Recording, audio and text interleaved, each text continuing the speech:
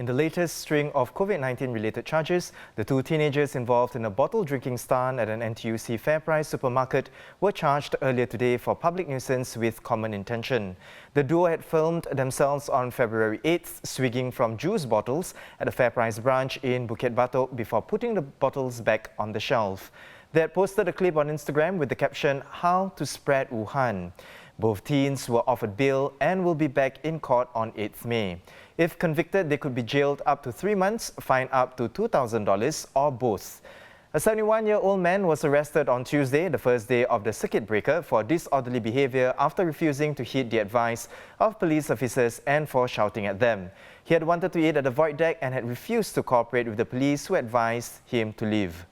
Meanwhile, Singapore reported 142 new COVID-19 cases yesterday, the biggest single-day spike so far. This brings the total cases here to 1,623. While no new clusters were reported, the existing cluster at S11 dormitory at Punggol added 20 more cases. It is now the largest cluster here so far with 118 cases. Now, moving overseas, the number of coronavirus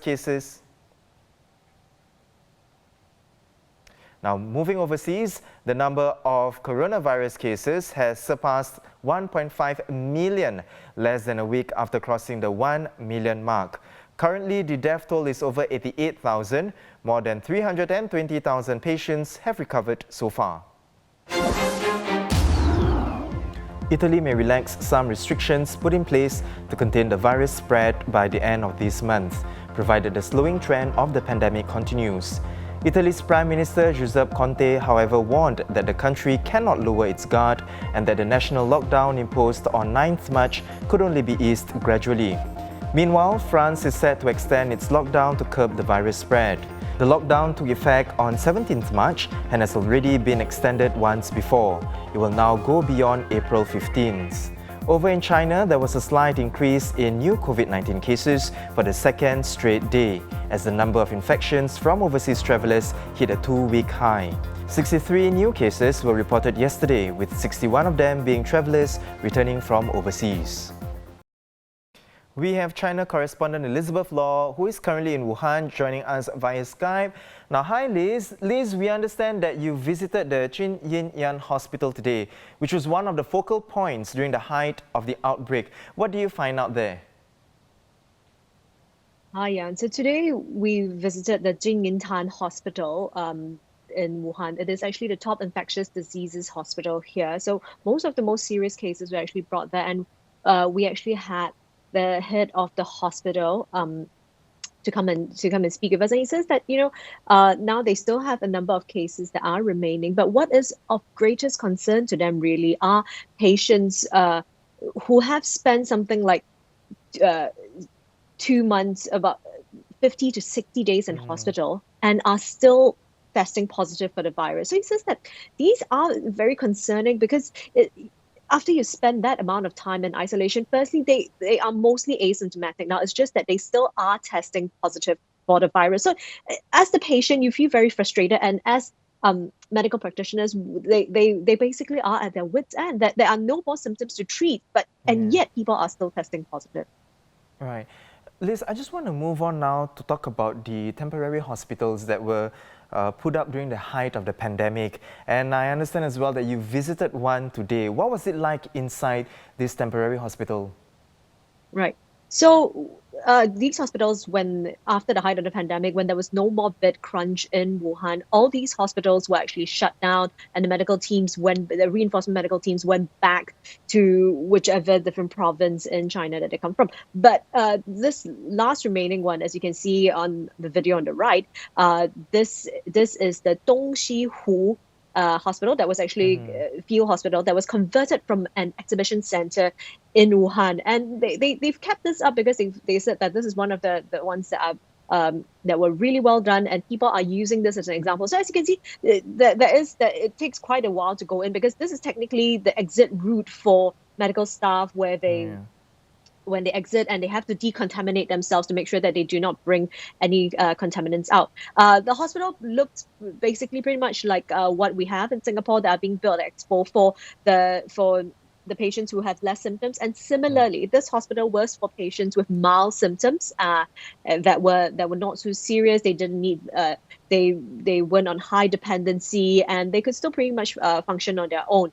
So that was what it is. He says that people there generally spend about 3 to 4 weeks in this hospital. You can see they've just got, it's very basic. They've got beds, and everyone is it's about 20 to a room, and everyone has a small container and a little for your belongings and a little desk. So now it looks a bit sparse because they've taken out all the mattresses. They've thoroughly disinfected the place. He says they've disinfected the place 3 times. So I feel like I'm okay, but I came back and I took a shower after returning just to be on the safe side. We all have protective gear on. So that is what it is now. And he says that another reason why they've not taken it down is because even though the lockdown has lifted here in Wuhan, actually, at the end of the day, the epidemic is still not over. So they've kept it there. Right. Now, Liz, you talked about, patients are still testing positive. Despite all that, of course, the numbers, they seem to be stabilizing in China. Does this mean that the worst is over? Will they be lifting the strict measures soon?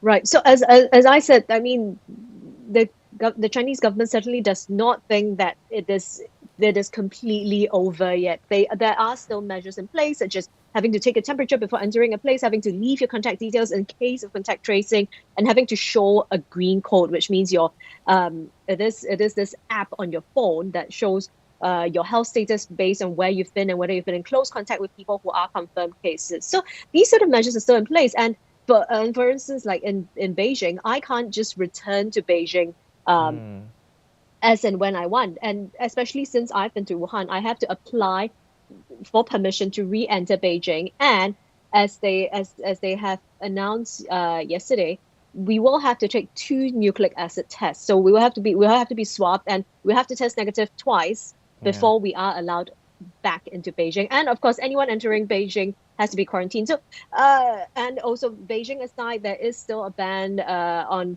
foreigners entering this country, except in very exceptional reasons. So, are they going to lift these measures anytime soon? Given the situation around the world and the progress that China has made, they don't want to be seen to rest on their laurels, and also because there have been an increasing number of imported cases in Guangzhou province. So that is something that they're very concerned about, and I don't think that the measures will be lifting anytime soon. Right. Well, it certainly remains to be seen what's going to happen there, yeah? Well, thank you so much, Liz. As always, thank you for speaking with us. Do stay safe. That was China correspondent Elizabeth Law in Wuhan, who shared with us more on the temporary hospitals that were put up during the height of the pandemic.